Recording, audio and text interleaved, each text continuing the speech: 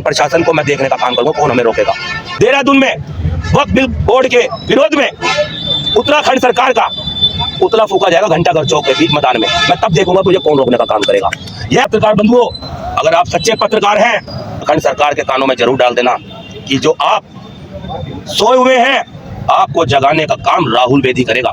हिंदुस्तान सरकार को खुला चैलेंज है, राहुल बेदी को चाहे आप गिरफ्तार कर लीजिए, चाहे जेल में डाल दीजिए, पर राहुल बेदी इस आंदोलन को हमको जारी रखेगा जब तक वक्फ बिल का बोर्ड का काला कानून वापस नहीं करवा देगा। राहुल बेदी चैन से सोएगा नहीं, चैन से जागेगा। इस शासन प्रशासन से राहुल बेदी को डराने की जरूरत नहीं। राहुल बेदी इनके डंडों से और इन खाकी से डरने वाला नहीं है। जय जवान।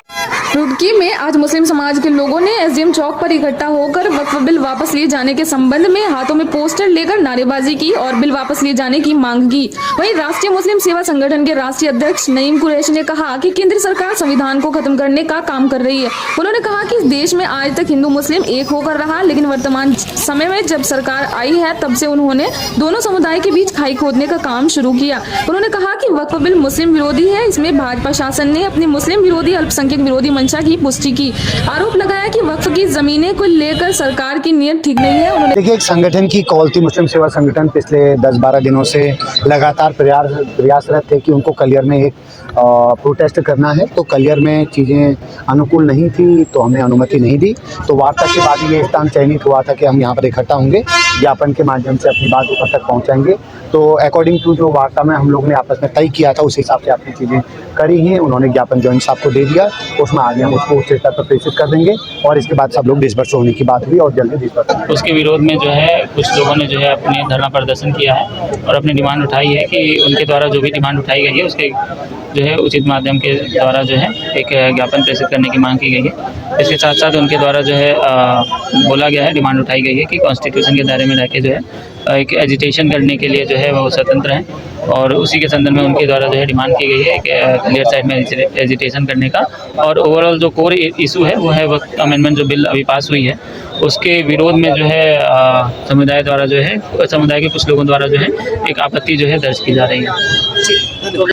जो एक संसद में काला कानून पिछले दिनों पास हुआ है, हम उसके विरोध में आज एसडीएम चौक रुड़की पर इकट्ठे हुए हैं और ये लड़ाई जब तक काला कानून ये वापस नहीं होता जब तक हम लड़ाई जारी रखेंगे, क्योंकि सरकार ये कह रही है कि हम मुस्लिमों के हितैषी हैं और ये बता नहीं पा रही है कि हितैषी हैं कैसे। क्योंकि हम देख रहे हैं पूरे देश में आज बहुमत की अधिकतर राज्यों में भाजपा की सरकारें हैं, लेकिन क्या उन्होंने किसी भी राज्य में एक कश्मीर को छोड़ के, क्योंकि कश्मीर में भी मजबूरी है उनकी मुस्लिम को टिकट देना, क्या किसी विधायक को, क्या किसी सांसद को टिकट दिया है जो असेंबली जाए और मुसलमानों की बात रखे? क्या किसी सांसद को टिकट दिया है कि वो असेंबली संसद में जाए और मुसलमानों की बात रखे? तो आप किस हिसाब से अपने आप को हितैषी बताते हैं? हम पहले दिन से कह रहे हैं कि ये हितैषी नहीं है, ये मुसलमानों की वक्फ की प्रॉपर्टी लूटने के लिए ये बिल लाए हैं और हम ऐसा होने नहीं देंगे। इंशाल्लाह जब तक ये कानून वापस नहीं होगा हम लगातार सड़कों पर इसका विरोध करेंगे, सड़कों से लेकर संसद तक इसका विरोध करते रहेंगे। ये बात है कि हमारे को रोक दिया गया है क्योंकि हमारा ये जो धरना था अब वक्त बिल को लेकर धरना था और ये लगातार धरना पूरे देश में चल रहा है। ये मुसलमानों की हत्या नहीं है, पूरे उस इंसानियत की हत्या है जो समता समानता बंधुत्व भाईचारा चाहता है, हिंदू मुस्लिम सिख ईसाई का नारा लगाता है, उस पूरे संसार की हत्या है। क्योंकि वक्त बिल एक अमेंडमेंट ऐसा बिल था जो गरीब गुरबा लोगों को मदद पहुंचाता था। आज इन लोगों ने उसको हटाकर ये दिखाना चाहते हैं कि मुसलमान किस तरह परेशान कर और इस देश में दोबारा सरकार लाई जाए। क्योंकि कुछ मेरे भाई भी ऐसे हैं कि वो चाहते हैं कि मुसलमान परेशान हो और सरकार परेशान करे और सरकार दोबारा है, पर ऐसा नहीं होने वाला है। कुछ बुद्धिजीवी लोग भी हैं जिसमें हिंदू भाई भी, हमारे सिख भाई भी, जैन भाई भी, बौद्ध भाई भी, तमाम बुद्धिजीवी लोग भी चाहते हैं कि हिंदुस्तान जैसा सोने की चिड़िया कहा जाता है ऐसे हिंदुस्तान सोने की चिड़िया दोबारा बनी जाए। देखिए, आह्वान हमारा वक्फ अमेंडमेंट एक्ट को इसका विरोध करने का था। पूरे देश में ऐसे छोटे छोटे आंदोलन होंगे, फिर बड़े आंदोलन का स्वरूप लेंगे। जैसे एनआरसी और सीएए के अंदर हुआ था कि छोटे आंदोलन से छोटे छोटे शाहीन बाग पूरे देश में बनाए गए थे, वैसे ही वक्फ बिल के खिलाफ भी अगर हमें कुछ करना पड़ा इस एक्ट के खिलाफ तो हम वो करेंगे। जैसे किसान 1 साल तक धरने पर बैठे रहे, वैसे हम भी बैठने की ज़रूरत पड़ेगी तो हम बैठेंगे। उन्होंने शहादतें दी, 700 शहादतें हुई, शहादतों की ज़रूरत पड़ेगी वो हम देने के लिए तैयार हैं। तो ये आज ही लड़ाई ख़त्म नहीं हुई है, प्रशासन ने आज रोक दिया है इस वादे के साथ कि आने वाले समय में वो हमें परमिशंस भी देंगे और अपना जो लोकतांत्रिक अधिकार है आर्टिकल 19 के तहत अपनी बात रखने का, उस अधिकार का पूरा पालन करने के लिए, उस अधिकार को निभाने के लिए हमें पूरी परमिशंस देंगे। एसडीएम साहब ने ऑन कैमरा ये बातें कही है। राजीव जी, सरकार की मंशा क्या है? कभी 3 तलाक लेके आते हैं, कभी लव जिहाद लेके आते हैं, कभी वक्फ बिल लेके आते हैं। आखिरकार सरकार चाहती क्या, मंशा क्या है? इकोनॉमी का डेटा उठाकर देखिए, शेयर बाजार में लाखों करोड़ रुपए रोजाना डूब रहे हैं। ट्रंप ने टैरिफ लगा दिया, उसी दिन वक्त बिल पेश कर दिया गया, इन्हें मालूम था कि वो होने वाला है। तो इन सब मुद्दों को जिन पर मोदी सरकार से सवाल किया जा सकता है, उन सब से जनता का ध्यान भटकाने के लिए उन्हें एक चीज़ नजर आती है, वो है मुसलमान के खिलाफ कुछ भी करो और अपने कुछ हिंदुत्ववादी कुछ सपोर्टर्स को, सारा हिंदू ऐसा नहीं है, हिंदुत्ववादी कुछ सपोर्टर्स को सेटिस्फाई करो कि हम बाकी मुसलमानों का इलाज कर रहे हैं, और बस ये दिखाने के लिए ये सब कुछ करते रहते हैं। कभी 3 तलाक ले आते हैं, कभी कब्रिस्तान, कभी शमशान, कभी पाकिस्तान, ये सब चीज़ें करते रहते हैं। जो वक्फ बोर्ड का अमेंडमेंट बिल एक अमेंडमेंट किया है, जो बिल लेकर आए हैं, पहली बात तो हम इसको बिल नहीं बोलते, हम इसको काला कानून बोलते हैं। और काला कानून बोलने की सबसे बड़ी वजह यह है कि लोकतंत्र में लोगों की राय ली जाती है, लोगों के नफ़े के लिए, फ़ायदे के लिए कानून बनाए जाते हैं, जिससे समाज का या किसी ये कहूँगा तमाम हिंदुस्तानियों का फ़ायदा हो। लेकिन अगर कोई बिल ऐसा हो जिससे एक कौम को बहुत बड़ा नुकसान हो रहा हो, जिसके अंदर एक हथकंडा ये अपनाया गया हो, कानून थोपकर या कानून का सहारा लेकर मुसलमानों की ज़मीनों को हड़पने का जो काम केंद्र सरकार कर रही है, इसलिए हमने इस बिल को नाम काला कानून दिया। और आज का जो हमारा ये धरना प्रदर्शन था, ये आह्वान था हमारा, ये शुरुआत की है कि हम इस काले कानून के खिलाफ हैं। आप जिसको कानून बोल रहे हो, हम इसके खिलाफ हैं।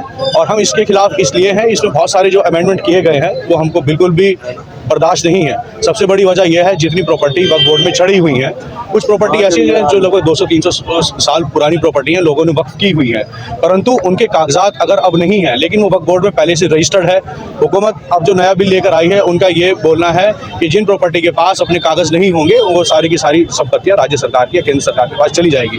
तो ये एक तरीके से इन्होंने जो हड़पने का काम किया है, हम इसके खिलाफ हैं। और दूसरा ये है कि जितने कब्जाधारी बैठे हैं आज तक, वक्फ बोर्ड की बहुत सारी संपत्ति ऐसी हैं जो लोगों के कब्जे में है। अब जो 15 साल से काबिज हैं, उनको मालिकाना हक देंगे, तो यहाँ पर भी तो कॉम्प्रोमाइज़ हो रहा है। तीसरा इसमें जो सबसे अहम पॉइंट है वो ये है कि हिंदुस्तान में बहुत सारे ट्रस्ट, सोसाइटी, बहुत सारे धर्मों के, बहुत सारे मंदिर के, गुरुद्वारों के और कुछ जो हमारे क्रिश्चियन भाई हैं उनके, सबकी अपनी अपनी प्रॉपर्टी है, अपने अपने ट्रस्ट है। किसी के ट्रस्ट में, किसी की प्रॉपर्टी में किसी तरह का कोई अमेंडमेंट नहीं है। केवल मुसलमानों के ये जो वक्फ बोर्ड है, इसके अंदर जो अमेंडमेंट किया गया है कि इसमें कुछ लोग बाहर ही होंगे, यानी बाहर के से मुराद कुछ गैर मुस्लिम लोग इसमें आएंगे, तो इसलिए हम इसके खिलाफ हैं। मुस्लिम सेवा संगठन को भारतीय किसान बेदी राहुल बेदी का समर्थन था कि एक मुस्लिम सेवा संगठन ने ऐलान किया हुआ था वक्फ बोर्ड बिल के खिलाफ, और यहाँ पर शासन प्रशासन ने मुस्लिम सेवा संगठन के अध्यक्ष नईम कुरैशी जी से बात करके यहीं पर ज्ञापन लिया है। और राहुल बेदी को यह चीज़ें कदापि बर्दाश्त नहीं है।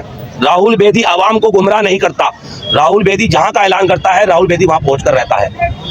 तो अब मैं आपके माइक के माध्यम से इन सरकार को बताना चाहता हूँ, आने वाली 18 अप्रैल को भारतीय किसान यूनियन बेदी बटेड़ी प्रदेश कार्यालय से इकट्ठा होकर कलियर पहुंचने का काम करेगी। शासन प्रशासन को मैं देखने का काम करूंगा, कौन हमें रोकेगा। और इसके बाद, कलियर के बाद, मैं प्रेस नोट जारी कर चुका हूं, प्रेस नोट के बाद बहुत जल्द आपको तारीख बता दी जाएगी। देहरादून में वक्फ बिल बोर्ड के विरोध में उत्तराखंड सरकार का पुतला फूका जाएगा घंटाघर चौक के बीच मैदान में। मैं तब देखूंगा मुझे कौन रोकने का काम करेगा। यह आंदोलन अभी रुका नहीं है। यह आंदोलन राहुल बेदी पूरे हिंदुस्तान में आंदोलन करेगा। जिस प्रकार हमने पहले दिल्ली पर बॉर्डर सील करके इस सरकार को घुटने पर लाने का काम किया, इसी प्रकार राहुल बेदी पूरे देश में आंदोलन करके इस सरकार को घुटने टेकने का काम करेगा। पत्रकार बंधुओं, अगर आप सच्चे पत्रकार हैं, मेरी शाम तक या सुबह तक यह सूचना पुष्कर धामी उत्तराखंड सरकार के कानों में जरूर डाल देना कि जो आप सोए हुए हैं, आपको जगाने का काम राहुल बेदी करेगा। क्योंकि आप लोग इस देश में लोकतंत्र की हत्या कर रहे हैं, इस देश की आवाम को कीड़े मकोड़े समझने का काम कर रहे हैं। आपको, जैसे कि आप जलियांवाले बाग की बात करते हैं, जलियांवाले बाग की जमीन आपके बाप दादा की जागीर नहीं है, वो राहुल बेदी के बाप दादा की जागीर है। उस जमीन पर मेरे बड़ों ने, मेरे बुजुर्गों ने अपने शीश कलम कराए और खून से जलियांवाला बाग भरकर रख दिया। आप डंडे से डराने की बात करते हैं, आप कलम से मुकदमे लिखने की बात करते हैं। राहुल बेदी का आप लोगों को, हिंदुस्तान सरकार को खुला चैलेंज है। राहुल बेदी को चाहे आप गिरफ्तार कर लीजिए, चाहे जेल में डाल दीजिए, पर राहुल बेदी इस आंदोलन को, हमें आखिरी दम तक, जब तक राहुल बेदी में जान है, राहुल बेदी आंदोलन को जारी रखेगा। जब तक वक्फ बिल का बोर्ड का काला कानून वापस नहीं करवा देगा, राहुल बेदी चैन से सोएगा नहीं, चैन से जागेगा। पर आप एक और बात सुन लीजिए पत्रकार बंधुओं, मैं आपको पहले भी कह चुका हूं, इन सरकारों में कानों में ये मेरा मैसेज जरूर डाल देना। और इस शासन प्रशासन से राहुल बेदी को डराने की जरूरत नहीं। राहुल बेदी इनके डंडों से और इन खाकी से डरने वाला नहीं है। जय जवान, जय किसान।